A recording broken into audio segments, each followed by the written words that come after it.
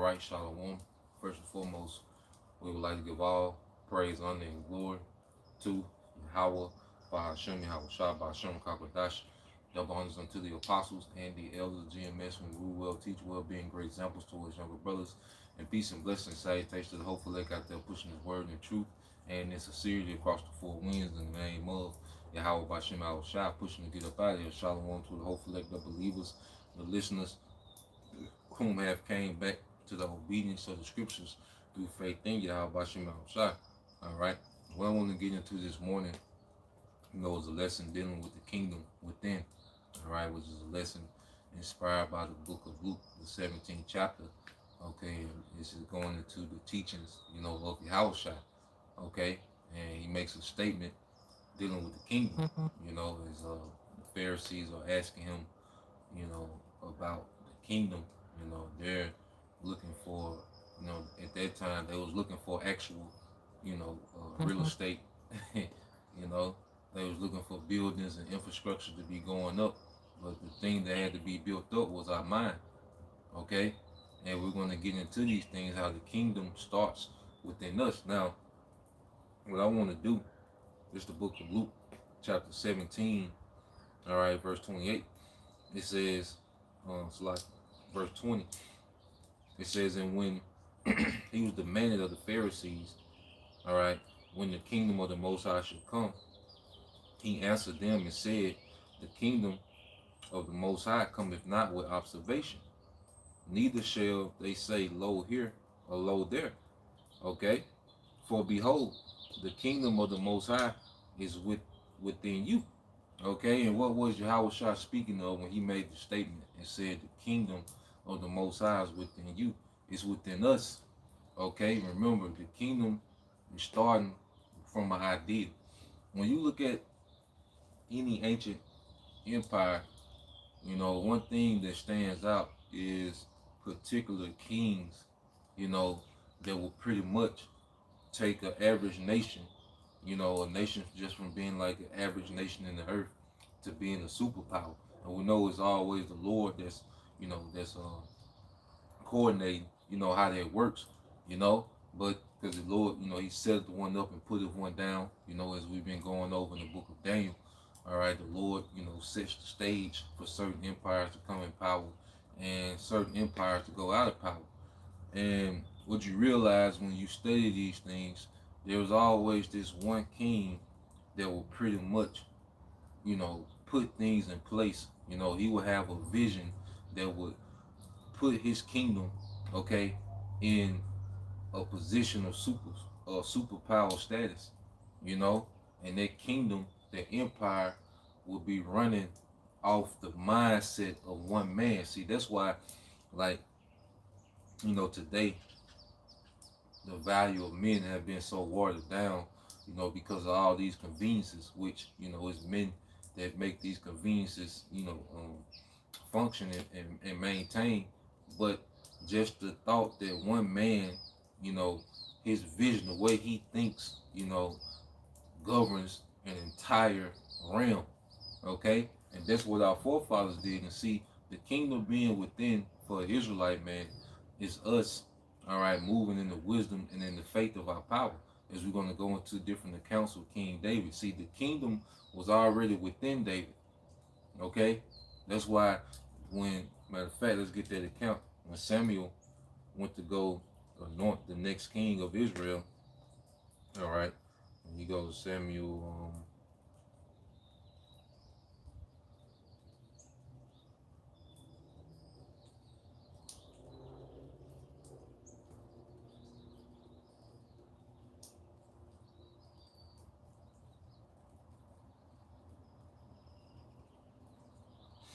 now when you go to here, this is 1 Samuel 16 and 7.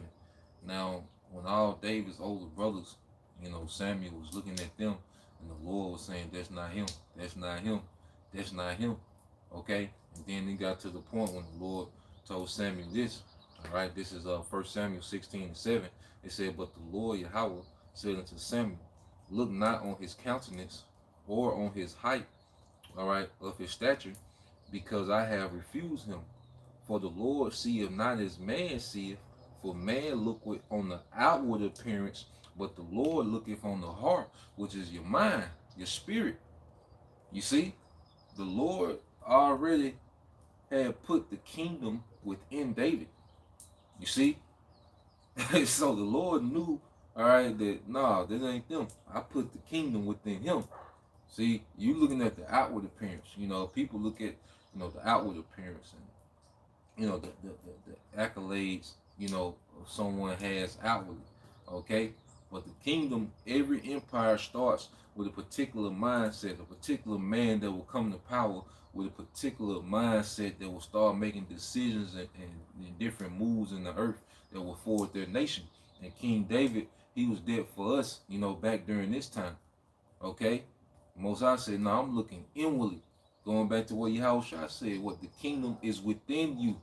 Okay? So there's certain men whom the Lord has already put the kingdom within them. And this preaching and this teaching, as we reading and researching and coming back to the rehearsal of righteous acts, is being drawn out of us. Okay, that's why you see brothers moving in a different way. See, the scriptures is teaching us kingdom behavior. Okay, well, we start to maneuver and move as kings. We're becoming this. We're becoming what we're reading. We're becoming these great men that we read about, man. Okay, and it's through repetition. Now, go from there. I want to get this in First John. All right, and then we'll go back. Matter of fact,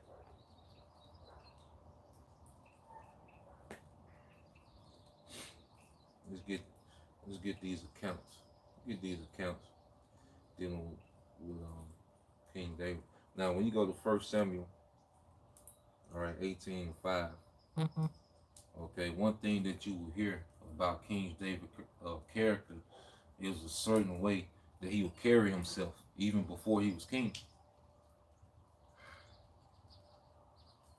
All right, now this is let me see, make sure I got it right. Yeah, this is 1 Samuel 18:5, and it says, and David went out. All right, 1 Samuel 18:5, it says, and David went out whithersoever Saul sent him, and behaved himself wisely. He behaved himself wisely, and Saul set him over the men of war, and he was accepted in the sight of the people, and also in the sight of Saul's servants. See, everybody was drawn to David's conduct. The scriptures say he behaved himself wisely. Okay, let's get this word wisely.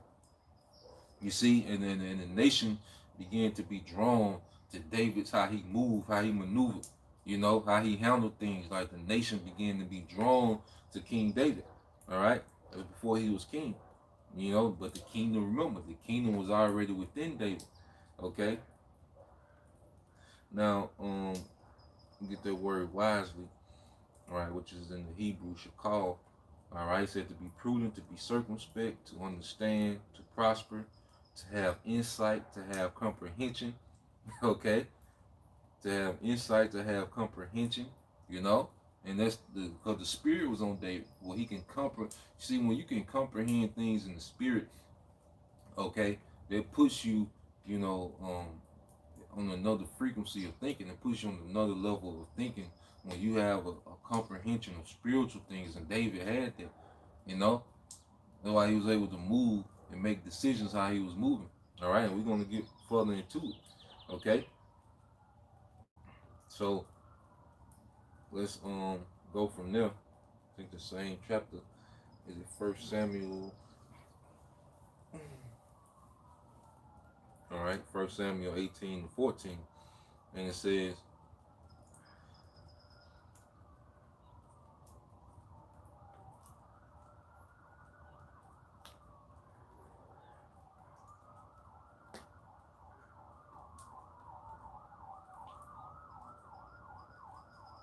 now this is 1 Samuel 18:12. It says, and Saul was afraid of David because the Lord was with him. And Saul seen it, and Saul, turned into a whole ass nigga, because he's seen, like, he's seeing the people being drawn to David. He's hearing the cheers for David.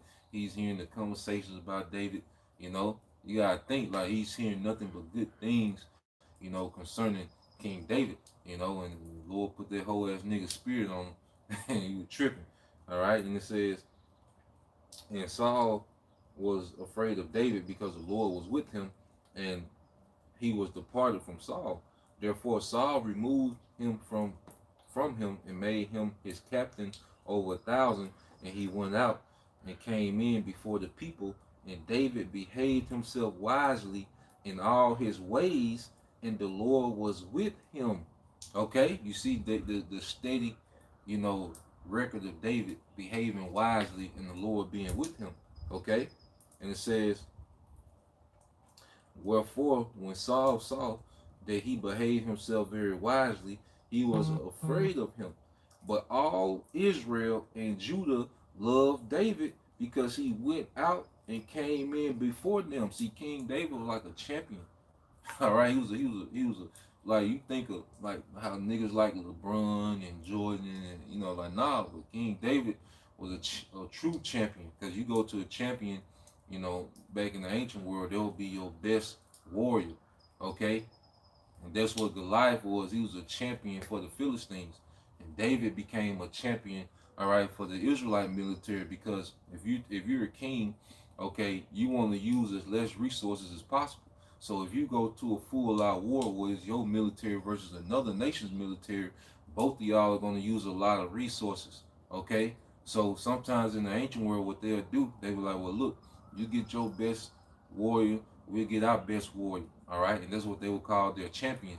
And whoever wins, okay, that wins the war. That way a lot of lives are saved, okay, a lot of resources are saved, okay? You ain't got to do, you know, rebuilding and doing, like, no, you know, it's just quick, you know, let's get to the point, all right?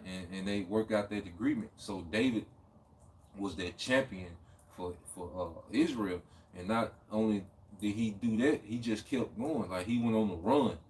You know, we talk about Goliath, but that was just the beginning of David's run. You know, when he fought Goliath, that was the beginning, you know, of David. You see, that was the beginning of his legacy, man. Okay, so the nation was like, this the guy.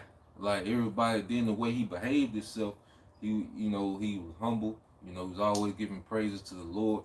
You know, so he's out here doing these great things, but he's giving reverences to Yahweh Bashim Al-Shai. And he was putting on for his people.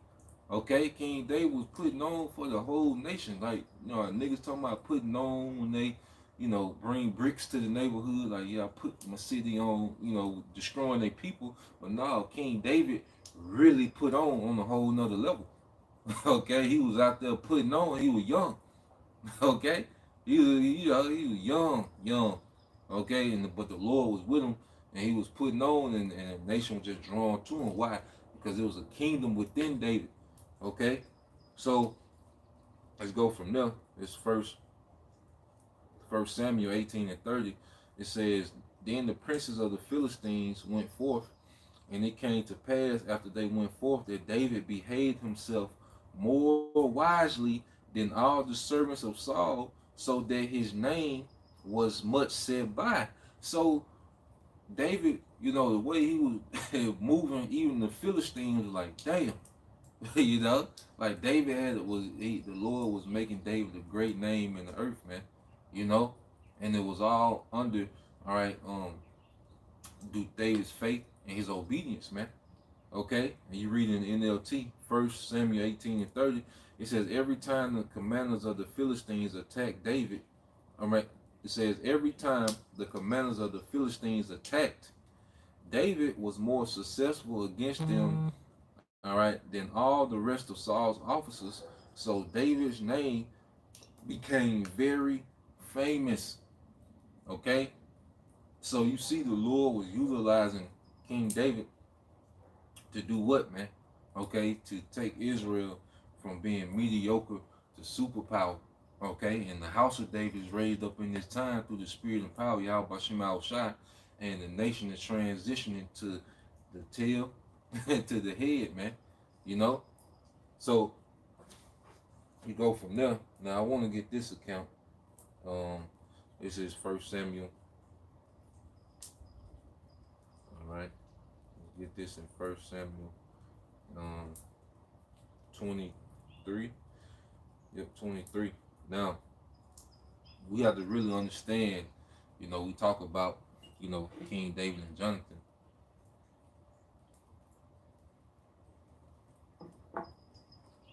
King David and Jonathan, and how they had this close bond, and we have to realize, when you go into that relationship, you gotta remember, Saul was the heir. Jonathan was the heir to his father Saul to be the next king, and Jonathan probably could have been twice, David's age. All right, he probably could have been twice King David's age. You go into the scholars try to pinpoint the age. Some, put Jonathan at being 30. When King David was like 15, 16. But just to show you the dynamic of this whole situation that was going on. And when you go to 1 Samuel 23 and 17, and he said unto him, I started it. This is 1 Samuel 23 and 15. It says, and David saw that Saul was come out to seek his life, and David was in the wilderness of Ziph in the wood. And Jonathan, Saul's son, rose and went to David in the woods and strengthened his hand in the Most High. Okay? You see that? That was his guy. And he said unto him, fear not, for the hand of Saul my father shall not find thee, and thou shalt be king over Israel, and I shall be next unto thee, and thou also, Saul my father, knoweth. Okay? So Jonathan is telling him, look, fear not, you're going to be the next king.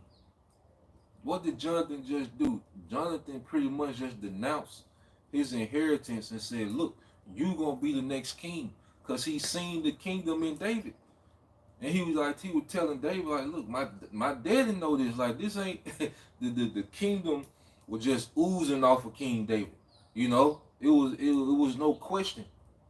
You see, it was just the kingdom just started pouring off of King David. So Jonathan, he denounced his inheritance to be next king, to be like, look, you gonna be king. My daddy know this. Everybody know this. Okay? But remember, it started when Samuel anointed him, and the Most High said, I don't look like y'all look. I look at the inward man, because he knew what he had placed in David. And now we're seeing what the Lord placed in David. It was starting to show. Everybody was seeing it like, dang, this him. You see? So you can imagine Saul on the throne, where how Jake be talking. How Jake be talking, King David out there just going on a rampage. You see? Nothing but good reports. So them reports were coming back, and Saul was bugging out. But Jonathan had the humility to be like, look, man, you the guy. He's going back to they seen the kingdom within them, man. All right. Now I got one more account. Then we'll go into prophecy. This is 1 Samuel. What's that? So 25. All right. Now this is the account. When Abigail intercedes. King David. He was on the way. All right, to do the house and the ball in. The ball handled him kind of rough. David. He felt some type of way. Which if he would have, killed the ball and those men of his house, he wouldn't have been justified. Because at the end of the day, he did a good deed to Nabal. All right, but him and Nabal didn't have nothing worked out. So Nabal really didn't owe him nothing, but he didn't have to handle him like that neither. The way he handled it. Who was Jesse's son? Like then David. Everybody knew David, man. But how the niggas is, man. Who was Jesse's son? He handled kind of rough, and David, he felt some type of way, and he was finna go do the whole house in. He was en route. He was finna pull up, but Abigail, she intercedes and stops King David from doing that, and then she's going to explain why. So this is 1 Samuel 25:18. It said, then Abigail made haste and took 200 loaves and 2 bottles of wine and 5 sheep ready dressed and 5 measures of parched corn and 100 clusters of raisin and 200 cakes of fig and laid them on asses. And she said unto her servants, go on, go on before me. Behold, I come after you. All right, so she's sending, pretty much the victuals, okay, the food and gifts, okay, before them to appease, David's wrath, okay, similar like what Jacob did with Esau, to Jacob sent, gifts to appease, Esau's wrath. All right, and it says, and it was so as she rode on the ass that she came down by the cover of the hill, and behold, David and his men came down against her, and she met her. And now David had said, surely in vain have I kept all this fellow half in the wilderness, so that nothing was missed of all that pertained unto him, and he hath requited me evil for good. So and more also do the Most High unto the enemies of David, if I leave of all that pertain to him by morning light that pisseth against the wall. So King David pretty much had his mind made up, because he said he gonna pretty much kill everyone that pisses against the wall.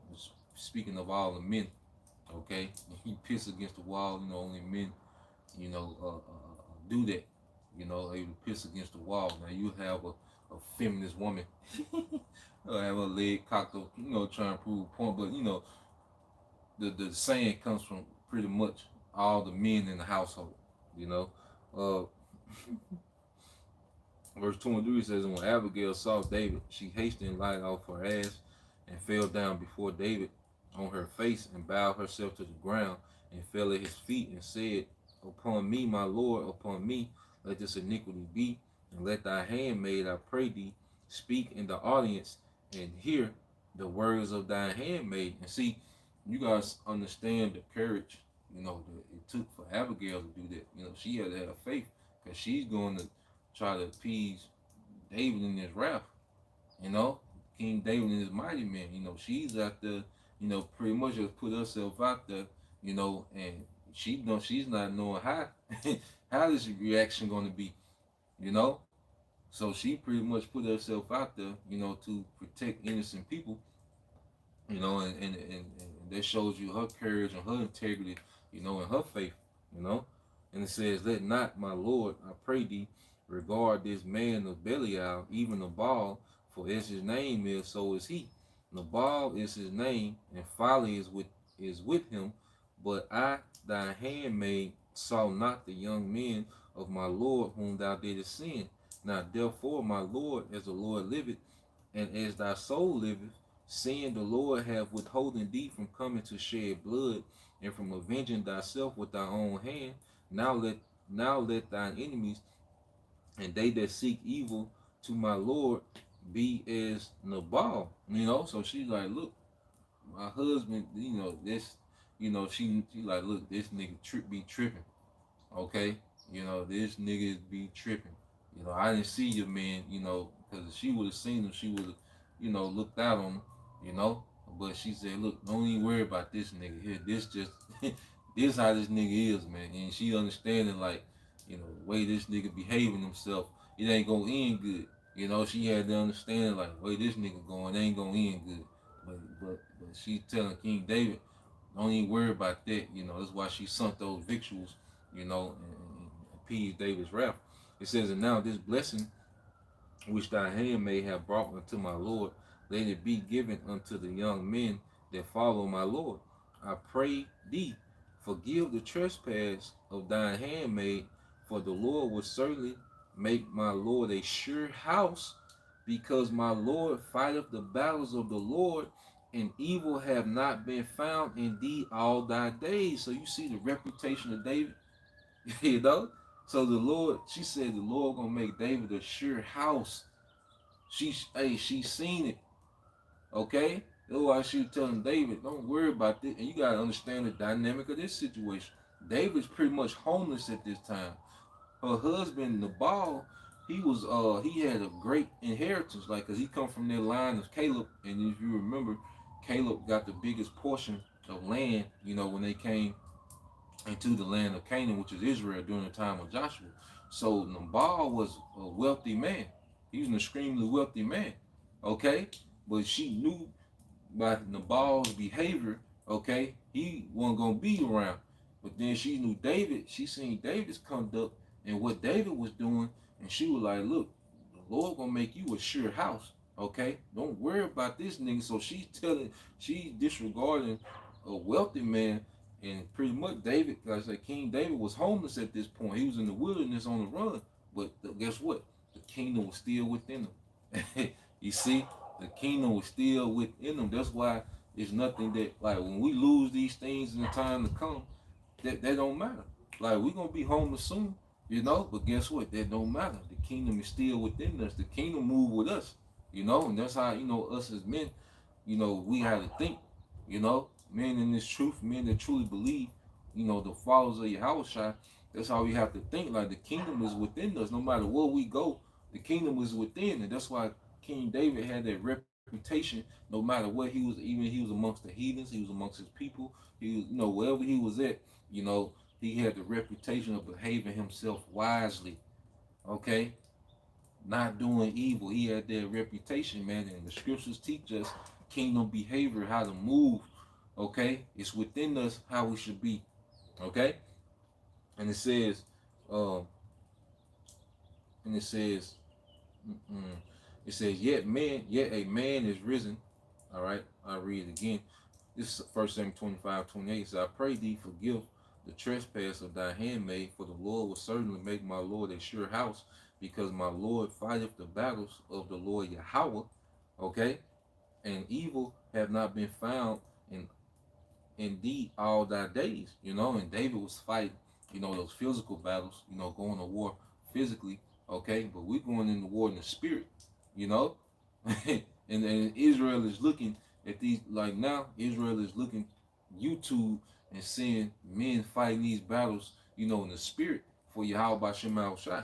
Verse 29, yet a man is risen to pursue thee, speaking of Saul, and to seek thy soul, but the soul of my Lord shall be bound in the bundle of life with the Lord thy power, and the souls of thy enemies, them shall he sling out as out of the middle of a sling. So this shows you that all Israel was witnessing how Saul was tripping, and how David, was still in order through that whole situation. King David remained in order, and he didn't avenge himself of Saul.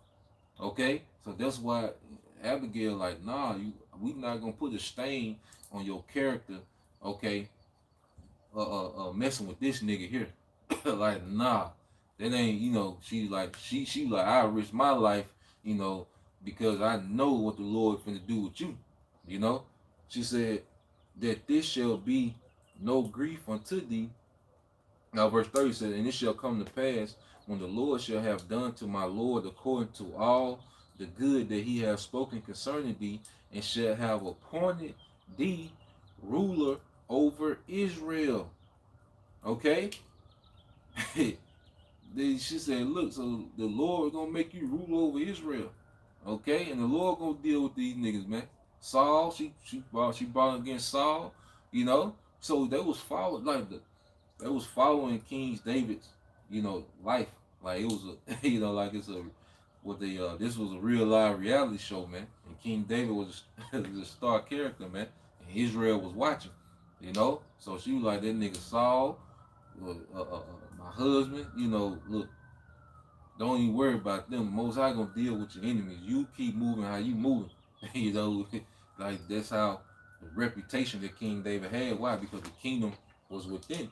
Okay, so let's go here to let's go with Wisdom Solomon,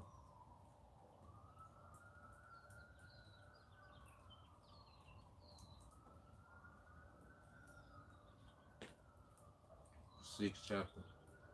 And we'll, end it here. You know, I just pray it's making sense. You know, just trying to drive home the point. All right, this is Wisdom of Solomon 6. Okay, and 17 said, for the true beginning of her, and her is wisdom, is a desire of discipline, and the care of discipline is love. And see, this kingdom, you know, is being built on discipline. You know, there's a certain discipline that's required. You know, discipline is the foundation of any kingdom. You know, there has to be a discipline as the foundation to maintain any organization, any system, any rulership. Discipline has to be, all right, at the foundation of it, man. Okay? And it says, and love is the keeping of her laws, and the giving heed unto her laws is the assurance of incorruption, and incorruption maketh us near unto the Most High. And King David was so near because of how he handled himself, his conduct, okay, beginning with his faith. All right? And it says, therefore, the desire of wisdom bringeth to a kingdom. King David was brought to a kingdom by what? He kept handling himself wisely. Wisely. He had the discipline, not the offsaw. Okay? And then when he finna get undisciplined, the Lord set up, you know, Abigail, you know, to like, nah, you know, hey, stay doing what you're doing. Okay? But he had that discipline, he had that faith, and he was handling himself wisely, man. Okay? And it says, if your delight be then in thrones and scepters, O ye kings of the people, earn the wisdom that you may reign forevermore. As for wisdom, what she is and how she came up, I will tell you, and will not hide mysteries from you, but will seek her out from the beginning of her nativity, all right, bringing the knowledge of her into light, and will not pass over the truth. Okay? Now, when you go to verse 24, it says, but the multitude of the wise is the welfare of the world, and as a king, all right, and a wise king is the upholding of his people. Okay? So in the multitude of the wise, that's the house of David. Okay? Beginning with Yahushua and King David under him, and then the rest of the 144,000. Okay, those men, all right, that are going to rule the earth in righteous wisdom. Okay, and that's going to be the upholding of this current society, man. All right, of this new society of righteousness, because this society is going to be destroyed. But in the kingdom, all right, the kingdom going to be established in righteousness. Okay, through the wisdom of the house of David, man. Okay. And it says, receive therefore instruction through my words, and it shall do you good. Okay? So the kingdom is, the Lord put the kingdom within each, all right, brother that's going to be of that governing body. The kingdom is already within those men. You know, it's being drawn out, and it's starting to show, okay, more and more in the earth, man. All right? And now Esau is in their stead, all right, of King Saul, and wanted to what? Put a stop to it, man, but he can't. You know, this is above him. Okay, just like it was above Saul. Saul couldn't stop David. That's why Jonathan said, you gonna be king of Israel. And my father know it. And these Edomites know it, man. You know? You think, you think the earth, you know, is gonna continue to run and function in this wickedness? No, man. The Lord is going to establish, all right, the throne of David in the earth, man. Okay? So there was a point, you know, Lord will, you brothers and you sisters will edify to the next time I say Shalom. Kwam Yashala, Abba Babal, DTA soon, Shalom.